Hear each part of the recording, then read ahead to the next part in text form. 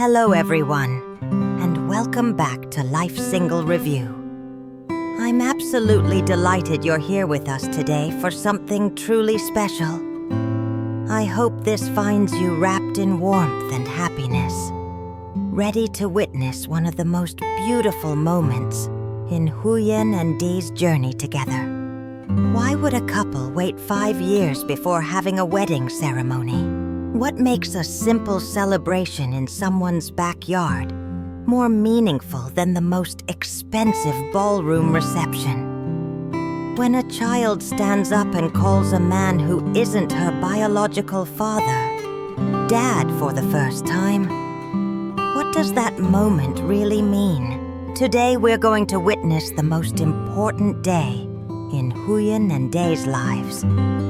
Not because of fancy decorations or expensive gifts, but because it represents something far more precious.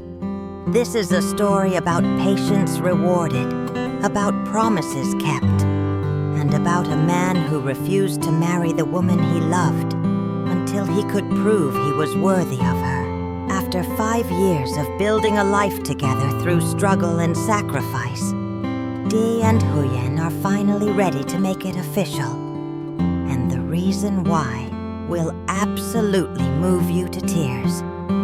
If you believe in true love and the power of patience, please subscribe to Life Single Review right now and hit that notification bell. Give this video a thumbs up if you're ready to celebrate with them, and share it with anyone who needs to believe in happy endings today.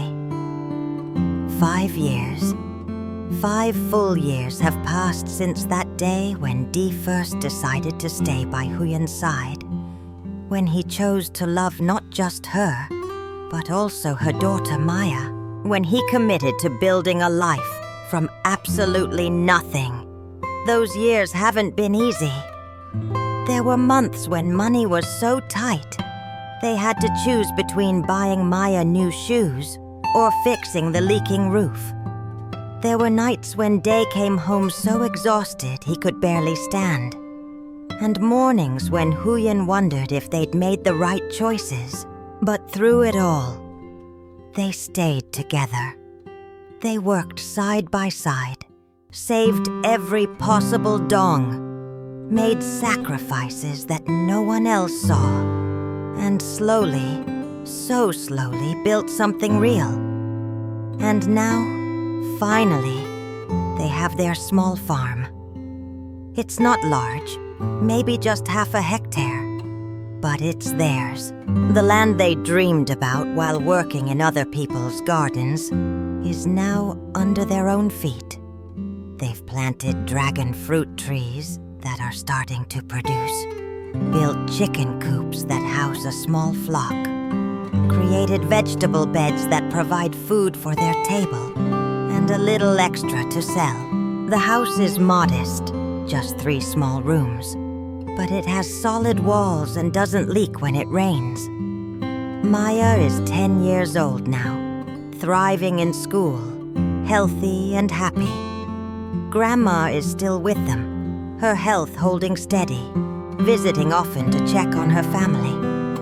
Life isn't luxurious, but it's stable, and that stability feels like the greatest wealth in the world. One evening, after Maya has gone to bed and the house is quiet, Dee turns to Huyen with something clearly on his mind.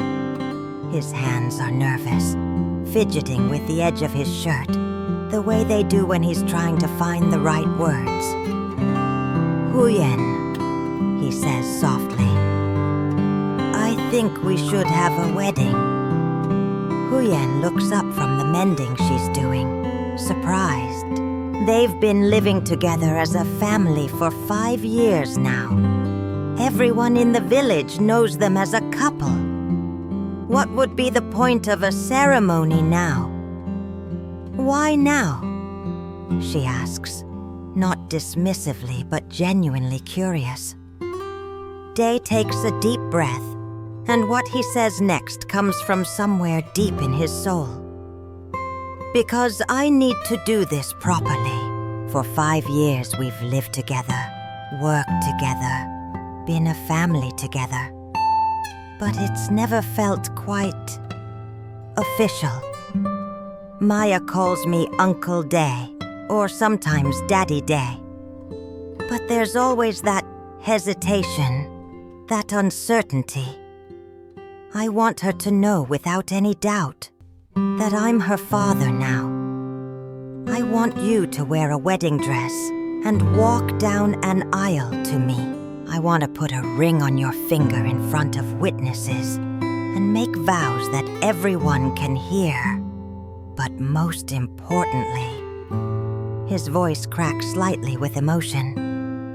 I wanted to wait until I could stand in front of people and say, "Look what I built.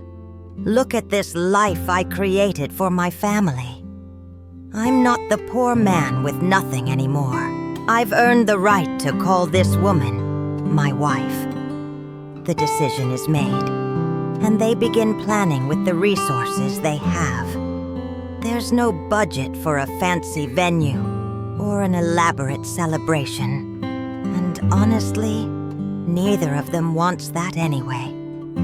"Let's have it here," Dee suggests, gesturing to their small farm. "This land, this place we built together, this is where our wedding should be." So they prepare the yard. Dee spends his evenings after work clearing the space, cutting the grass evenly, planting flowers along the edges to make it beautiful. He borrows chairs from neighbors, simple plastic ones, nothing fancy. But they'll do. They rent a few tables and a basic sound system.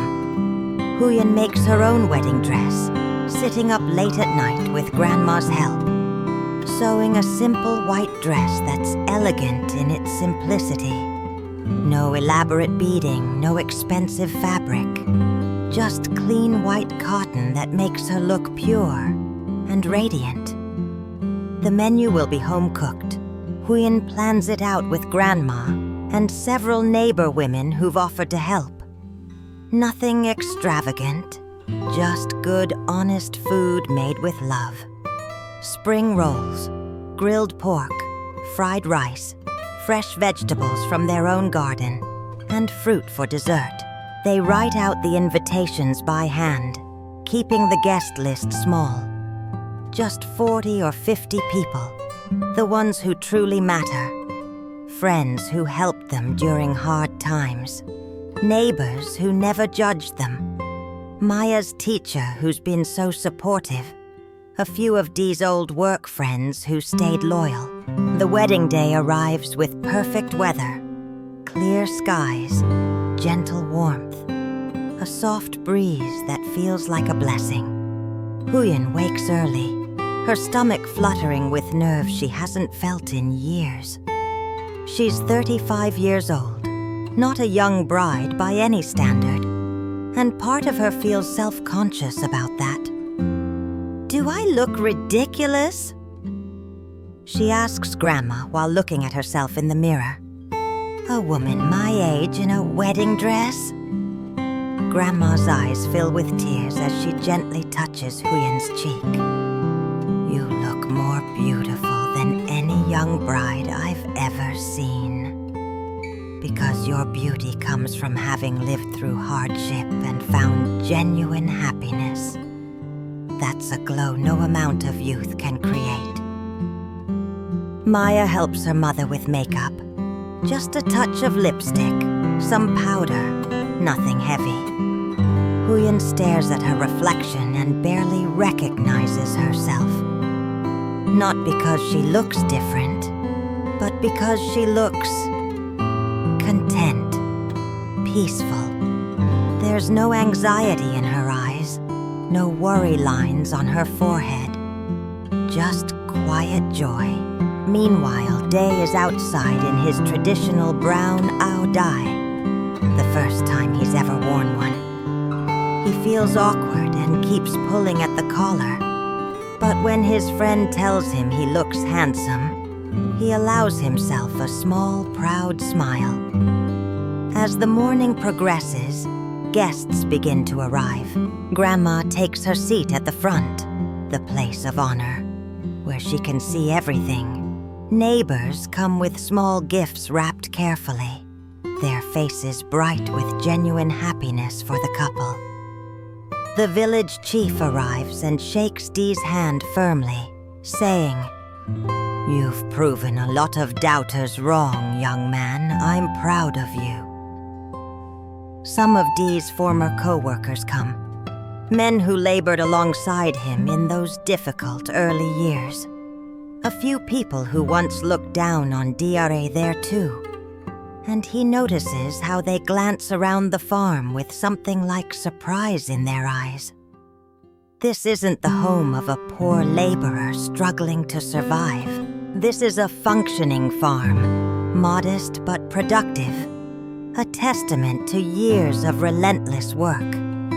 Maya's teacher arrives with a gift, a book for Maya, and warm congratulations for Dee and Huyen. The crowd isn't large, maybe 45 people total, but every single person there matters. There are no obligatory guests, no one invited out of social necessity, just people who genuinely care, who've been part of this journey in one way or another, and that makes everything feel right. At exactly 10 o'clock, simple wedding music begins to play from the borrowed speakers.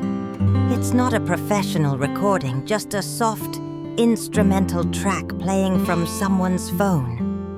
But it's perfect. Maya appears first, walking slowly and carefully down the grass aisle that Dee mowed just yesterday. She's wearing a pretty dress that Grandma helped make, and in her small hands, she carries a basket of flower petals from their own garden. She takes her role as flower girl incredibly seriously, dropping petals with careful precision, her little face scrunched in concentration. A few guests chuckle fondly at how seriously she's taking her job. Then Huyen appears, and the atmosphere changes completely. She stands at the end of the makeshift aisle in her simple white dress, holding a bouquet of wildflowers that Maya picked that morning. She's not walking with her father. He died years ago. So she walks alone, head held high, taking slow steps toward the man waiting for her. Day stands at the end of the aisle, and when he sees Huyen, his composure completely crumbles. Tears stream down his face before she's even halfway to him. This moment, this exact moment, is what he's been waiting for through 5 years of struggle and doubt. She finally reaches him, and they stand side by side, hands finding each other naturally. The village elder serves as their officiant, a kind old man who's known Huyen since she was a child. "We are gathered here to witness something rare and beautiful," he begins. "These two people have already proven their commitment to each other through 5 years of hardship and partnership. Today they simply make official what has long been true in their hearts." The ring exchange is simple, matching silver bands that De saved for months to buy. His hands shake as he slides the ring onto Huyen's finger. "With this ring, I promise to love and protect you for all my days," he whispers, his voice breaking. Huyen's hands are steadier as she places his ring, but tears run down her cheeks. "With this ring, I promise to stand beside you through whatever comes," she responds. After the ceremony concludes and guests are enjoying their meal, someone inevitably asks the question that's been on several minds. Why did you wait 5 years? It's asked kindly, out of curiosity rather than judgment. But Dee knows this is his moment to explain. He stands up, accepts the microphone someone hands him, and takes a moment to gather his thoughts. The chatter gradually dies down as people realize he's about to speak. "Thank you all for being here today," he begins, his voice slightly unsteady. "Your presence means more to us than you know. Someone just asked why we waited 5 years to have this wedding, and I want to answer that honestly because I think it's important." He pauses, looking down at Huyen, who nods encouragingly. 5 years ago, when I made the decision to be with Huyen and Maya, I was a man with absolutely nothing. No house, no land, no savings. Just my willingness to work and my promise that I would never abandon them. But I knew what people said about me. I heard the whispers. That poor laborer thinks he can take care of a family. He can barely take care of himself. And you know what? They weren't entirely wrong to doubt me. Some guests shift uncomfortably, but Dee continues. "I didn't want to marry Huyen then, because I felt like I hadn't earned that right yet." I know that sounds strange to some of you. She was willing to marry me then, but I wasn't willing to marry her. Not because I didn't love her, but because I loved her too much to make promises I wasn't sure I could keep.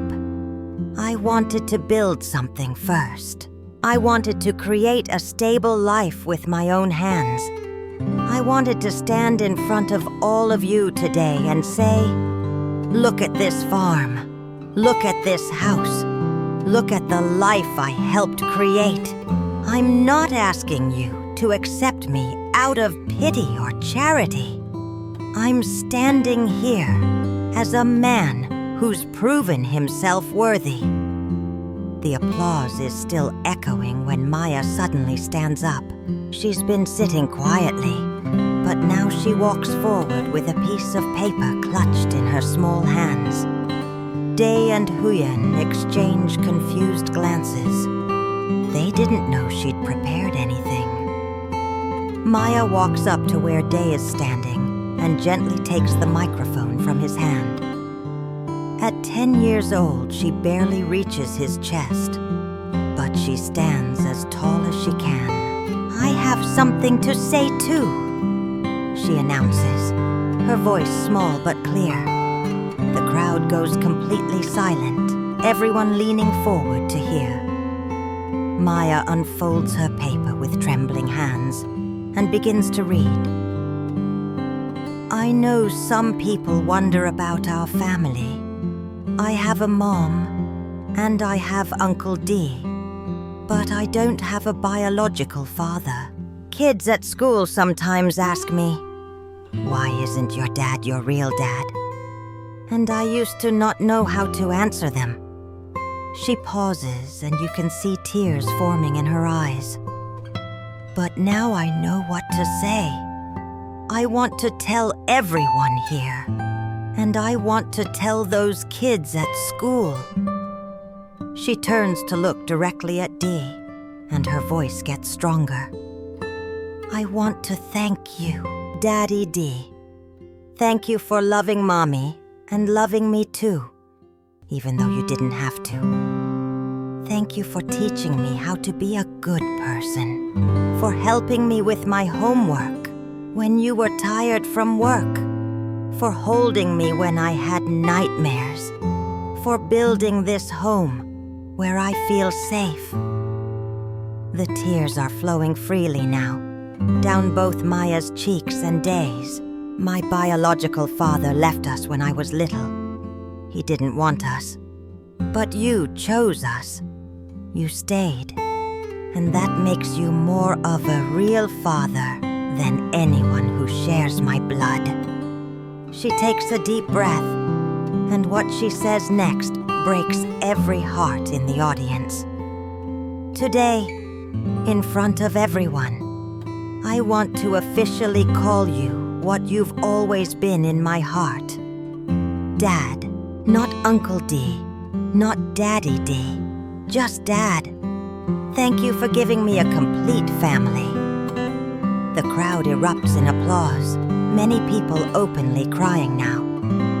Day drops to his knees and pulls Maya into a tight embrace, his shoulders shaking with sobs. "I love you so much, my daughter," he whispers into her hair. "You are my daughter in every way that matters." Huyen joins them, wrapping her arms around both of them, and for a long moment, the three of them stay locked in that embrace while the guests wipe their eyes and smile through their tears. But there's one more surprise. Grandma slowly rises from her seat, using her cane for support, and makes her way to where the family stands. She reaches into her pocket and pulls out a small velvet pouch that looks old and well kept. "I have something for you both," she says, her voice wavering with age and emotion. From the pouch, she extracts a gold ring, simple, worn smooth with time, but unmistakably precious.